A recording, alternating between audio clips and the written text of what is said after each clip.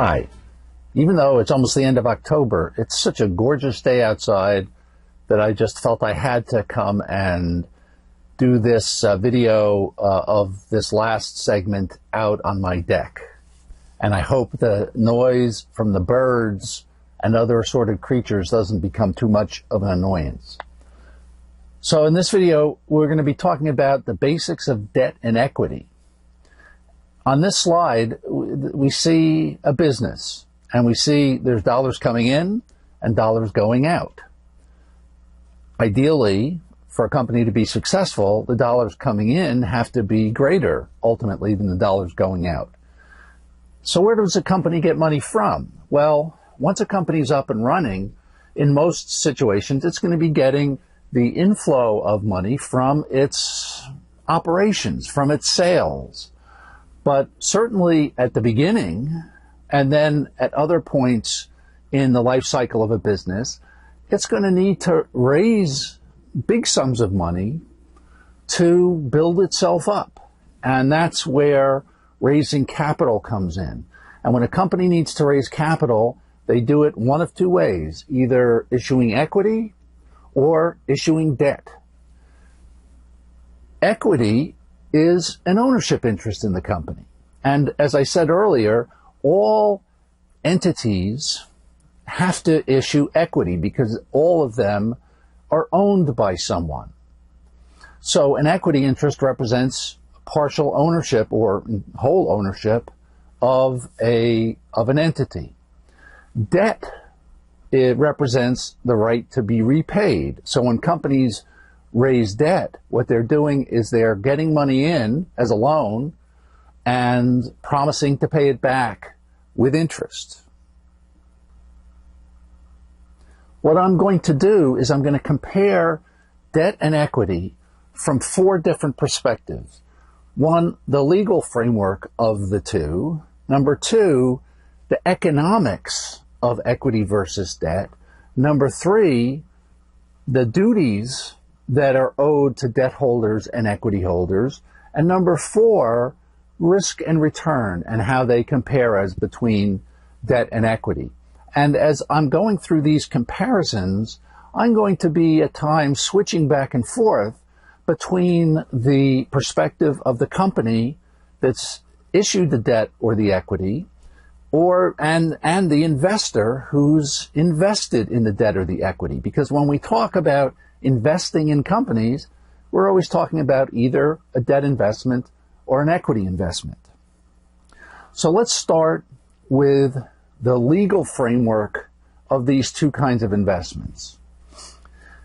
Equity interests are securities under the federal securities laws, by definition.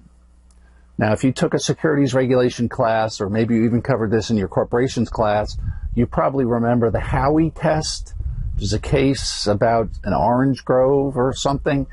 But believe me, for your purposes, in the deals that you do, when you see an ownership interest in a business, it's going to be an equity interest that's governed by the securities laws.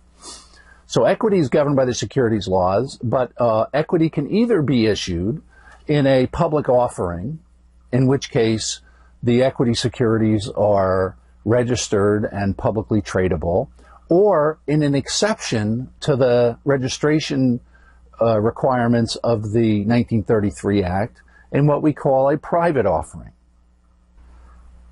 Debt, on the other hand, is either a security in some cases or not a security in some cases under the federal securities laws. Bank loans are not securities, whereas all other forms of debt are securities. Now, when that distinction was first written into the securities laws, what constituted a bank loan was very clear and very obvious. That's a little harder to determine these days because the economics and the markets for bank loans on the one hand and debt securities on the other hand are slowly getting more and more similar to each other. But for our purposes, all we need to know is that a bank loan is not a security. Other types of debt are securities and are governed by the securities laws. And as with equity, a debt security can either be issued in a public offering or can be issued privately in a non-registered offering in a private placement. The legal relationship between a company and its equity holders are governed by, first, the relevant statute. So if it's a corporation, it's the corporate law of the state where the corporation was organized. So it's the statute and it's the organizational documents of the company. If you want to know, for example, what a limited partner's rights are vis-a-vis the partnership, you need to look both at the statute and the certificate of limited partnership that was filed when the partnership was originally created and the partnership agreement. The legal relations between a company and its debt holders are governed by the contract that has been entered into between the company and the debt holders. Now, at this time, I want to drill down a little bit into some of the distinctions between bank loans and debt securities, other than the fact that one is governed by the securities laws and the other isn't. The main similarity they have, and this is probably the most important thing, is that they both constitute debt. They both create a legal obligation on the part of the company to pay the loan back and to pay interest in accordance with the terms of the relevant agreement. They both appear as long or short-term debt on the company's balance sheet. From an economic perspective or from an accounting perspective, they're really the same thing. But they are dressed up differently and they have different nomenclature, and part of that is a result of the fact that they're separate markets and practices developed separately. So in terms of the nomenclature, if you're looking at a bank loan, you've got a borrower who's borrowing loans from a lender under a credit agreement. If you look at a debt security, you're going to have an issuer issuing securities, debt securities, which will either be called bonds, debentures, or notes, to investors under either an indenture or a securities purchase agreement. So the wording is different, but the economic substance of the transaction is exactly the same. And one last note on nomenclature and how these things work. Bank loans are divided generally into two major categories. One type of bank loan is called a revolving credit agreement or revolving credit facility, and that's a type of a loan where a company is given the right to borrow and repay and reborrow and repay up to some maximum amount over some period of time, like a corporate credit card. That's a revolving loan. The other type of bank loan is a term loan. A term loan is a loan that's made once, and the company has to pay it back, usually in installments, but once they pay it back, they can't reborrow it. Let's turn to the economics of equity versus the economics of debt. And we're looking at this both from the perspective of the company and from the perspective of the lender or investor to the company. Let's start with the perspective of the equity holder. And here I'm going to be focusing on the rights of holders of common corporate shares, because the economics, as well as all the other terms of the relationship between the company and the investor when it comes to limited liability companies and limited partnerships, are much more flexible, as we'll be talking more about later, and are essentially governed exclusively by the documents. So in each case, you'd have to read the organizational documents to figure out what those are. But when it comes to corporate law, the rules are much more strictly fixed. So let's look at what rights a corporate shareholder has vis-a-vis the corporation. And there's only an economic right. I'm limited to economic rights. We'll also be talking about control because equity involves both economics and control rights. We'll be talking about control in Chicago. But what are the economic rights of corporate shareholders? Vis-a-vis the corporation, they're very limited. First, if the board of directors of the corporation authorizes the payment of a dividend, then the shareholder is entitled to its pro rata share when that dividend is paid. Secondly, if the corporation ever dissolves or liquidates, the shareholder is entitled to its ratable share of any value that's left over after the corporation's creditors' claims have been satisfied in full.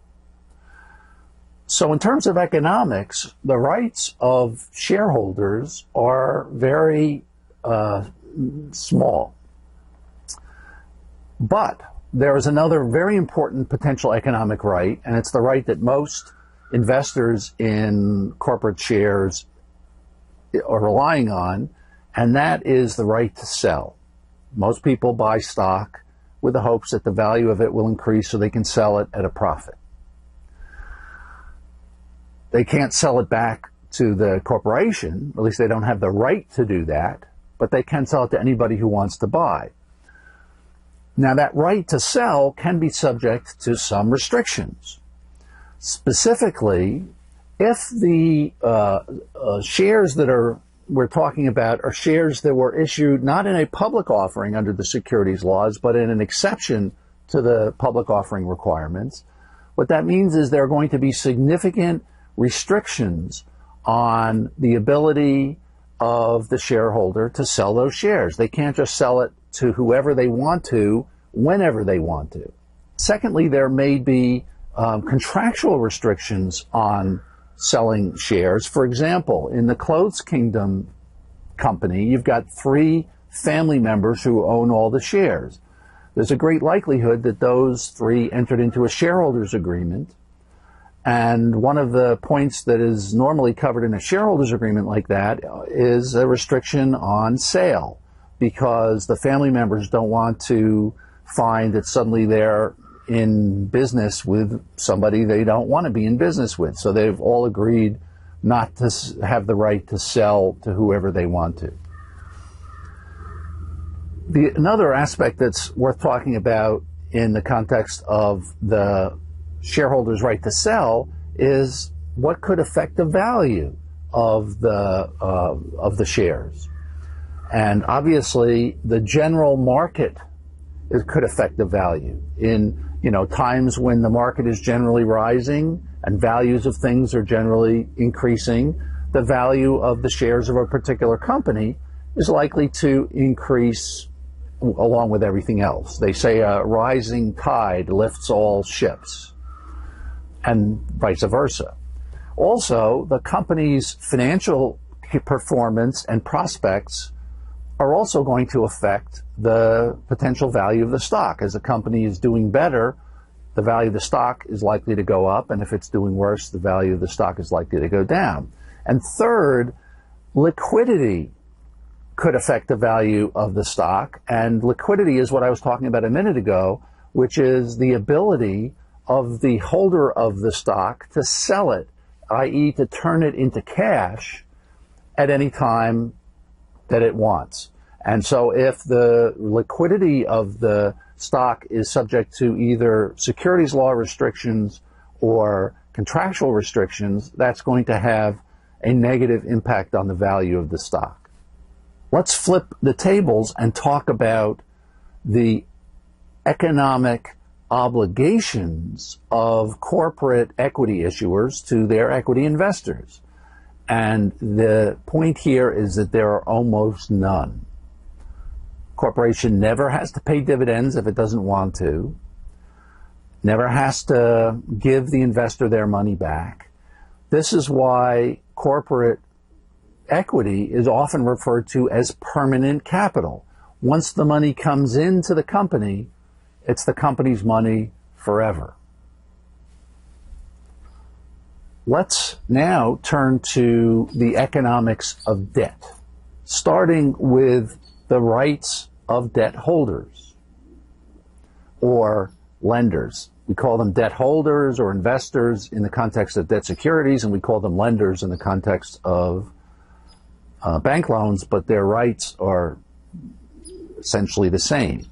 The basic economic rights of those parties are the right to be paid back, principal and interest. In other words, get the original amount of the loan back and interest in accordance with whatever the terms are of the agreement that they entered into with the company. And as was the case with equity investors, debt holders also have the right to sell their debt investment or their loan to some third party.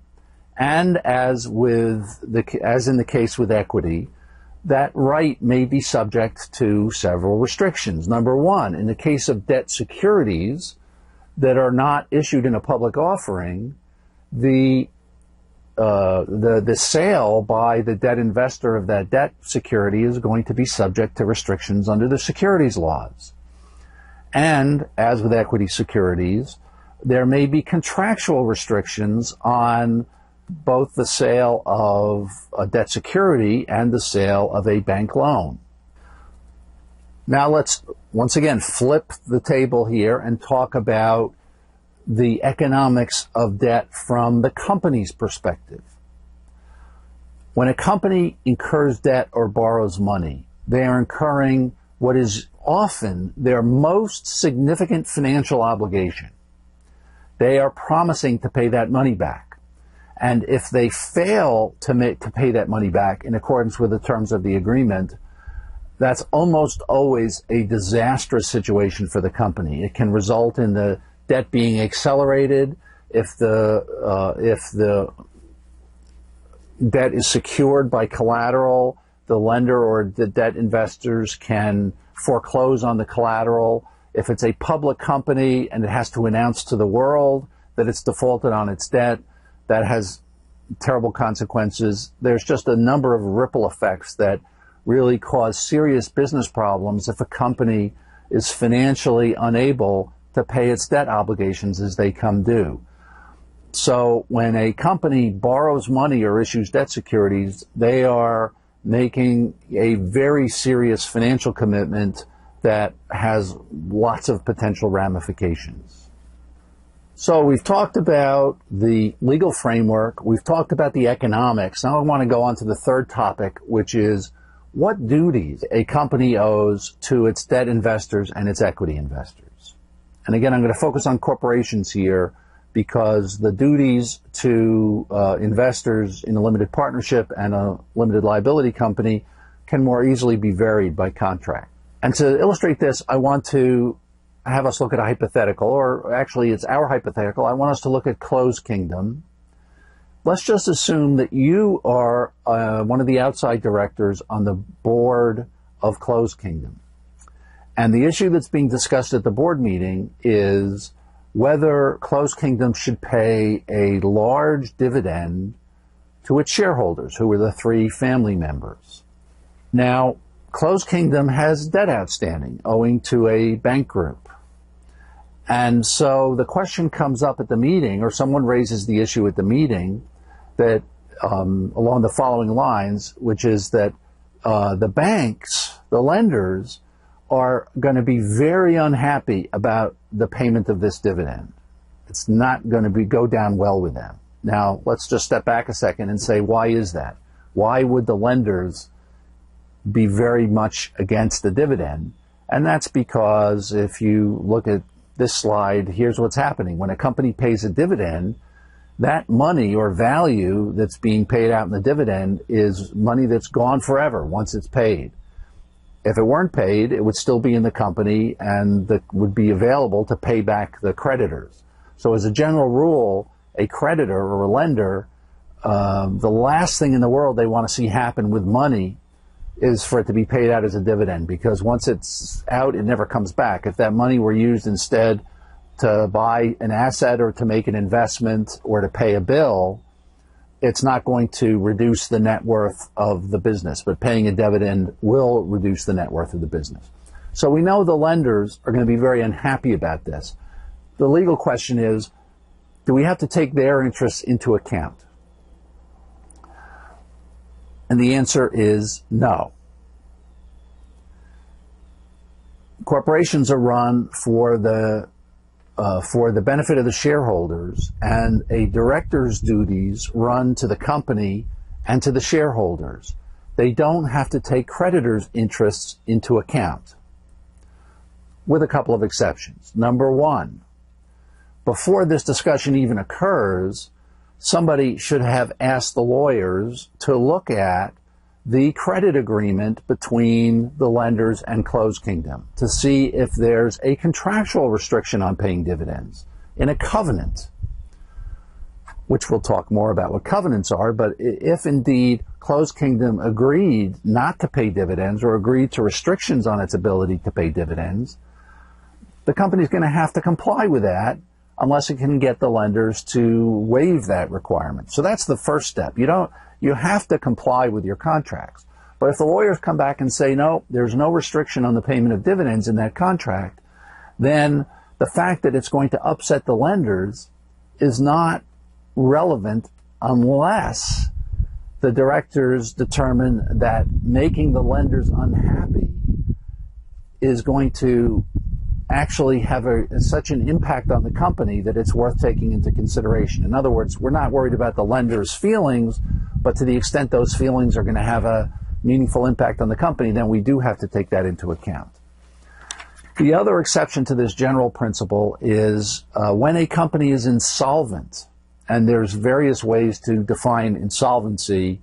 The two most common are if the value of its assets are less than its liabilities, or if the company doesn't have the wherewithal to pay its bills and its obligations as they come due in the ordinary course of business.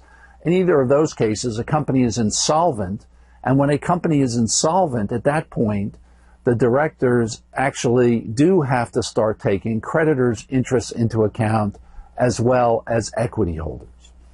But the basic rule is if creditors want to be protected, if creditors want the company to act in a certain way, they've got to provide for that in the contract. They've got to negotiate those concepts in the contract. It's not an implicit duty on the part of the company or the directors. The last topic we're going to explore is the comparison between debt and equity from the standpoint of risk and reward. And as a general principle, and again, this is very general, equity investments create greater risk, and they also present the possibility of a greater reward. And conversely, a debt investment is less risky, and the reward is likely to be less on average in general. The main reason that equity is considered more risky than debt is because if a company fails, the debt holders are entitled to be paid in full before the equity holders get anything. And this is why in bankruptcies, you most frequently hear that the equity holders were wiped out. The value of their equity investment turned out to be zero. So that's why equity is more risky than debt. And to illustrate why equity has a greater reward than debt, I want to use another hypothetical. Let's imagine a company called Whizbang, and you have made two different investments in Whizbang. You own 10,000 shares, common shares of Whizbang that are currently trading at $1 each. I'm sorry, $10 each. So you've got a $100,000 equity investment in Whizbang. And Whizbang has a total number of shares outstanding, including the ones that you own, of 1 million. So as a result, its market value or market capitalization is $10 million. So you own 1% of the company. You also have a debt investment in Whizbang. Whizbang has a $10 million loan outstanding, and you have purchased a $100,000 piece of that loan. So you own 1% of that loan as well. So Whizbang is doing pretty well. You know, everything is going well with Whizbang, but suddenly there's this unbelievable announcement. Whizbang announces that it has just gotten a patent on some anti-gravity device or process that the markets or the experts value at about $100 billion. This asset, this patent, is worth $100 billion. And that's, of course, because patents give the company essentially a monopoly on this technology for a significant period of time. So what happens to the market value of the two investments that you've made? And what I'd like you to do is just pause the recording, think about that, see if you can figure out what's likely to happen to the market value, that is the value you'd be able to sell your 10,000 shares of Whizbang for, and your $100,000 loan that's owed by Whizbang. So give it a pause, see what you can come up with, and then come back. Okay, let's start with the value of your debt investment. The market value of your debt investment is not going to change at all. The fact that this company is now worth $100 billion more than it was yesterday doesn't make that debt investment worth more, because that debt investment represents a right to be repaid $100,000 plus interest at some agreed to rate. It's never going to pay more than that. Now, if Whizbang was financially insecure before this announcement, that would have meant that its debt was trading at below face value because people are concerned that they may not be able to get paid back. And in that case, this announcement would have brought the market value of the Whizbang debt up to face value, that is the amount, the principal amount of the loan, but not more. What about the equity that you've invested? You owned 1% of this company, and this company was worth $10 million.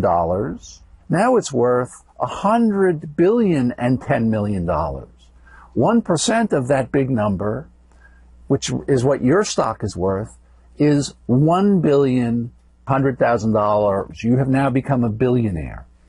Equity shares in the upside of the value of a company, which is unlimited, which this pretty extreme example, I think, illustrates. Whereas debt, you can never get paid more than you've contractually bargained for. So those are the dynamics between the contrast in risk and reward from the investor's standpoint. From the company's standpoint, issuing debt is more risky than issuing equity because they've got to pay the debt back. And if they can't, very bad consequences will ensue from that. So the least risky path for a company, if it wants to raise capital, is to issue equity. And the reason that a company wouldn't always issue equity is based on issues usually relating to control and also to some economics that I'll talk about when we meet in Chicago.